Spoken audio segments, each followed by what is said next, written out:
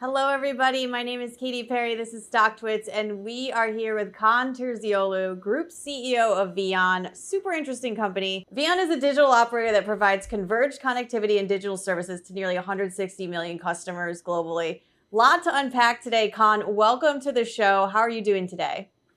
Thank you for having me. I'm doing great. Great to be in Nasdaq in New York, the heart of the capital markets. Yeah, it's an exciting place to be, especially these last few weeks in the markets have been a pretty interesting time. And I want to talk about you guys because really interesting what you're doing, an interesting opportunity. Mhm. So, as I mentioned, you're a global digital operator. Uh, can you let us know what that means? Where do you guys operate? What services do you provide? And how do you think about the customers you serve? Sure, Katie. We are a frontier markets digital operator, and that practically means that we are in markets where nobody else is. Ukraine, Pakistan, Bangladesh, Uzbekistan, and Kazakhstan. A total of 520 million people lives in these countries, and 1 out of 3 is our customers. Our customers in the sense of traditional telecom services, and 1 out of 4 is our customers in the sense of digital services, from financial services to healthcare, to entertainment, to education, and to enterprise services. We choose very carefully the markets that we operate in. We choose large population countries where there is still demographic dividend, young people, still growing populations, still big families, and 1 out of 2 still doesn't have a smartphone, and they will get that smartphone over the next 5 years. As you can see, these are all pointing to one thing. Our priority is all about growth, growth, growth. Either growth through organic means, like more people, better penetration of 4G, more smartphones, more data consumption, or more growth in adjacent markets where these people are not served at all. Like 60% of them have never had a bank account. They don't have access to what we all think that it is available everywhere. Netflix's, Spotify's of this world don't exist in those countries. Even if they exist, people don't have the credit card to pay for it.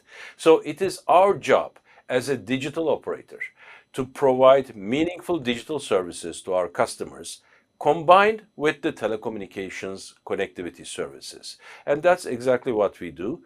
If you take the concept of a digital operator, think it about like this.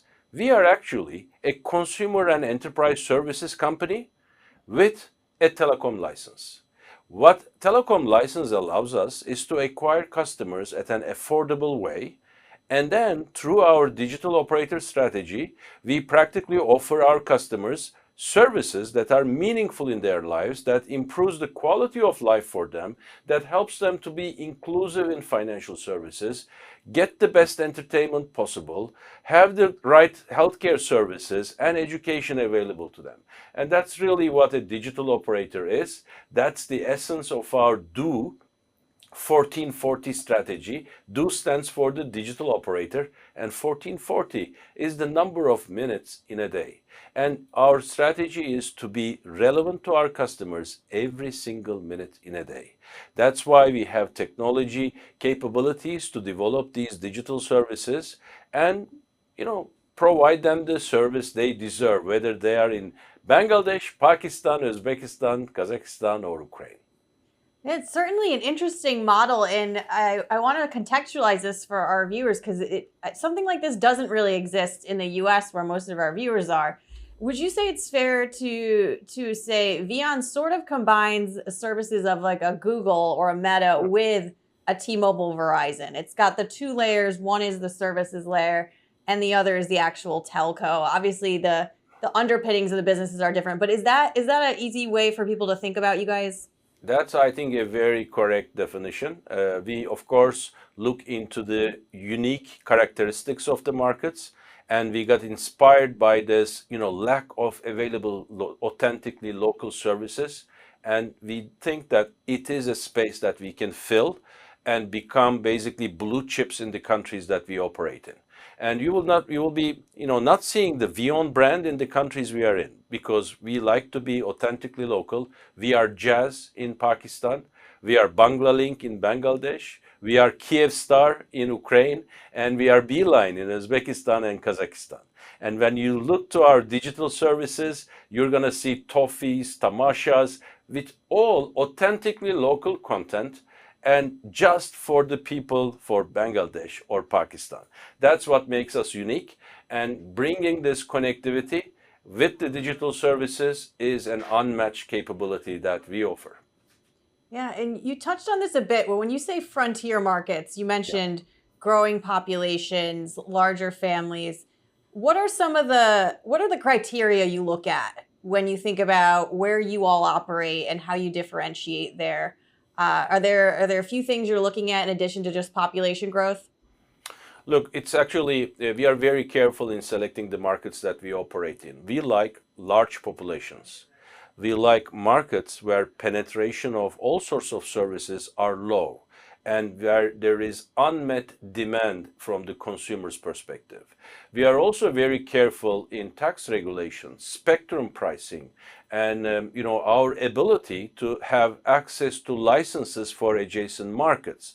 So we have a criteria for market entry, and currently, the markets that we are in, I'm very comfortable and happy with. These are exactly the places that we would like to be. And we want to make sure that American investors, European investors, has an ability to tap into this growth potential by actually being our investors. That's why we are very uniquely positioned. I would like to see ourselves as a bellwether frontier markets investment vehicle. And this is a growth market. And I think we have proven ourselves over the last 5 years, despite the fact that there has been quite a number of black swans, but we were able to execute to our plans. And we are a company of no excuses, growth, and we delivered that. Yeah, it's certainly an interesting strategy because the very environments that are bringing you opportunity could also be these are areas of the world which might have some geopolitical forces at play. As you recall, as you mentioned, black swans, but your stock's doubled in the Mhm. last year. It's continuing to perform well despite some of the macroeconomic geopolitical uncertainty. So, what factors do you think are driving that investor confidence, and how do you sort of assuage investors that with this opportunity, how to think about it in the context of headlines they might be reading about in the news? Look, it's no, I think, secret that frontier markets, countries like, Ukraine, Bangladesh, Pakistan, Uzbekistan, Kazakhstan, things happen.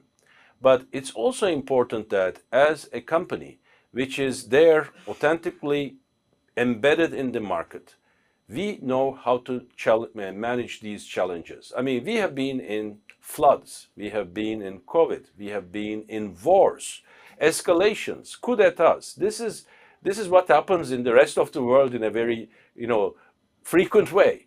But as a telecom company, which has the ability to be relevant to the customers through the digital services, I think we are well positioned to storm these type of situations, and our history and track record actually speaks by itself. We are also, as being in these countries, we are one of the largest enterprises. Kyivstar, for example, in Ukraine, has been a true supporter of the Ukrainians in and outside of Ukraine, as well as being the supporter of the government in these difficult times of the last 3 years. And it's the same story with all the other countries. We are embedded in the economy. We are a best practice when it comes to corporate governance in these countries. And I think it is kind of a duty to make sure that these amazing assets are available for investors in US and Europe for investment opportunities as well.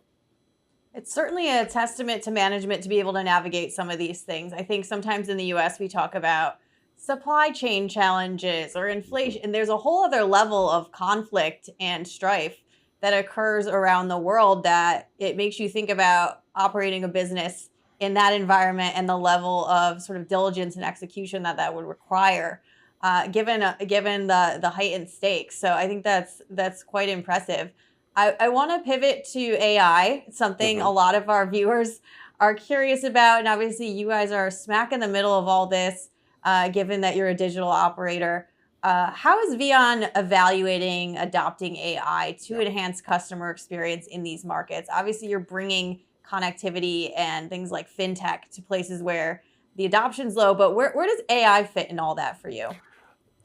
Thanks for raising this question, and I'll start with something very simple. How wrong we were to name AI as artificial intelligence. There is nothing artificial in an AI. It's our knowledge, it's our ability to reason, and it's our ability to create capacity and augment people's skill sets, experiences. That's why we call AI, in our terminology, augmented intelligence.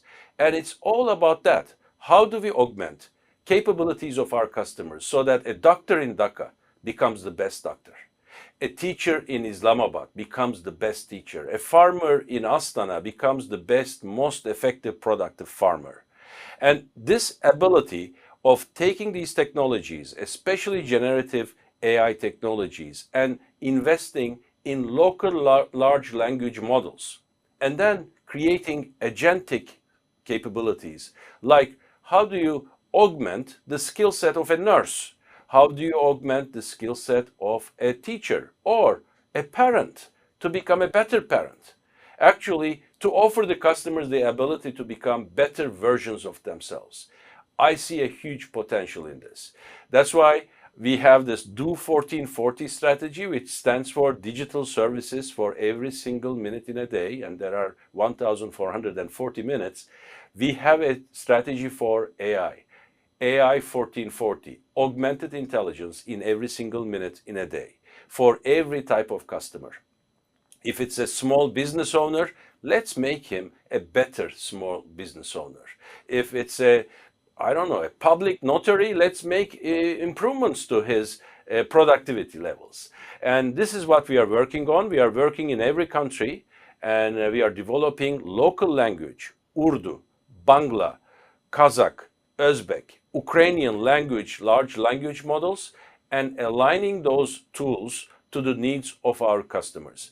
I see a huge potential here. We should stop selling number of minutes, number of SMSs, number of gigabytes, and offering our customers, start offering them a better version of themselves. I see the potential here endless, and with all due respect, all these big names in the global tech space, they are paper tigers when it comes to our countries. It's our people. We know how to reach them. We will reach out to them. We will provide the means to pay for the service and get the benefits. Yeah, I love how you're putting what you offer in the context of augmenting and empowering people's everyday lives in the places you operate. And specifically in Ukraine, I know you had a business combination announced with Cohen Circle Acquisition Corp, which I think will result in Kyivstar becoming publicly traded on the NASDAQ. So that will be available to many more investors here in the U.S. Why is this an interesting and unique potential opportunity for investors in the U.S. With this potential listing on the NASDAQ? Look, probably apart from some extractive technology players, mining companies, there is no investment vehicle available to US investors to tap into the growth opportunities in frontier markets or pure play growth opportunities in Ukraine. Yes, Ukraine went through very tough times. They prevailed. And the peace, when it comes, it will come up with great growth opportunities. That's why we believe it is the time to invest in Ukraine. And it is now, not tomorrow, it's now. And by doing this combination agreement with CCIR, the Cohen Circle, we would like to bring an opportunity for American investors, European investors to participate in rebuilding of Ukraine, creating the right digital platforms for Ukrainian people, and to improve their prosperity and quality of life. And that's why we are very excited with this. I almost see this as a responsibility for one of the largest enterprises to be a pioneer in this area. And that's what we are looking for over the next couple of months. And I believe there was an acquisition announced for a ride-hailing app called Uklon. If I'm saying that right, Uklon.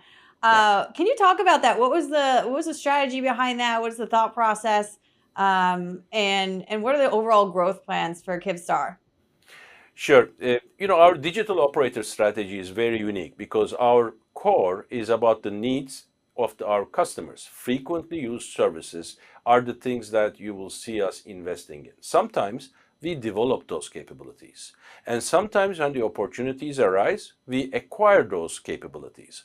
Uklon is a very good example. It's the most successful number one ride-hailing company in Ukraine, and they have proven a business model which is profitable, which is growing, and that's why we thought, we would tap into this capability and make this capability not only successful in Ukraine, but also in the other markets that we operate in, because clearly ride-hailing is a frequently used consumer service, and there is a demand for it that is today unmet, especially in frontier markets. But Uklon is not the only acquisition we did in this space. In the digital services space in Ukraine. About 3 years ago, we acquired a healthcare platform, Healthy. And Healthy basically serves 80% of the Ukrainian population in and outside of Ukraine. And Ukrainians can go to this platform, make an appointment with a doctor at an hospital or execute that online consultation on a remote way and ultimately get their blood tests uploaded to the system, get AI provide help to interpret their MRIs or blood tests. And we are actually in the business of providing healthcare services to millions of people, again, through an acquisition in Ukraine. And you will see us being very active in these areas. Sometimes we will develop capabilities through our technology companies, but sometimes we will make the acquisitions to be relevant to our customers. Staying on Ukraine a bit, when I think some of us in the US hear Ukraine and telco, we've heard a lot of headlines about Starlink. Yes. And I'm curious how you all fit within that story, and how do you think about partnership or collaboration with them and the overall role of satellite technologies for VEON? Well, we were actually one of the first 5 telecom companies which signed an agreement with Starlink for their direct-to-cell services. And I think it's really important. In frontier markets, we face difficulties of different natures, different magnitudes. Some places we have earthquakes. Sometimes there are floods. We have wars. We have energy deficiency and electricity blackouts. And there are limits to terrestrial networks when these type of issues comes to reality. I see integration of terrestrial networks and satellite platforms a must for emergency services and making sure that we have connectivity for our customers in every location around the earth. That's why we started with Ukraine, because Ukraine, of course, with the active war going on, there are areas in Ukraine, unfortunately, we may not be able to cover effectively. And direct-to-cell service integration to our terrestrial network, which will probably become operational by September, October this year, will allow us to provide that capability and service at every single place in the country, whether it is under war zone or landmined or in a forested area. This will really give us that capability. I'm excited about these opportunities. We would like to take the similar approach in all the countries that we operate in. For example, Kazakhstan. The landmass of Kazakhstan is bigger than Europe in total, and only 20 million people live there. How do you cover through terrestrial networks such a landmass? That's why we are in talks with Starlink to expand our capabilities outside of Ukraine as well. And as I mentioned, in Ukraine, we were one of the first 5 around the world to deploy this capability. Fascinating. And outside of Ukraine, I know one of your larger markets is in Pakistan, and you have these assets around globally. I'm curious where you see growth coming in the future for VEON going forward. Are there specific markets you're especially excited about? Are there new markets you might enter? Paint us a picture for the future for investors as you look ahead. Sure. We have been 30 years in Pakistan. We have a very long perspective on countries. And what excites me about Pakistan, this is a country of 245 million people. And 20 years later, this is a country of 400 million people. Amazing marketplace, big growth opportunity, underserved in all, consumer service areas. Currently, we have 75 million customers in the telecom space in Pakistan. We have almost 25 million customers in financial services, another 20 million customers in entertainment space in Pakistan, and we are very proud to serve this beautiful country. And I have to admit that, you know, the potential I see in Pakistan, especially in financial services, with the Jazz Cash product that we have, we issue every single day 150,000 nano loans every single day. And the nano loan, this is a $30, $40 equivalent rupees loan, which maybe a housewife gets the loan, goes and buys flour, sugar, some eggs, makes cookies and sells. And that's the type of financial inclusion and small business empowerment that we can drive in Pakistan. So it is one of our blue chip markets, and I hope one day, like Ukraine, probably we will make an offer around this area as well. Fascinating, fascinating business you're running. Kaan Terzioğlu, thank you so much. Group CEO of VEON. Thank you so much for being here. You'll have to stop by soon and give us some updates. Thank you very much, Katie. Great to be here. Bye.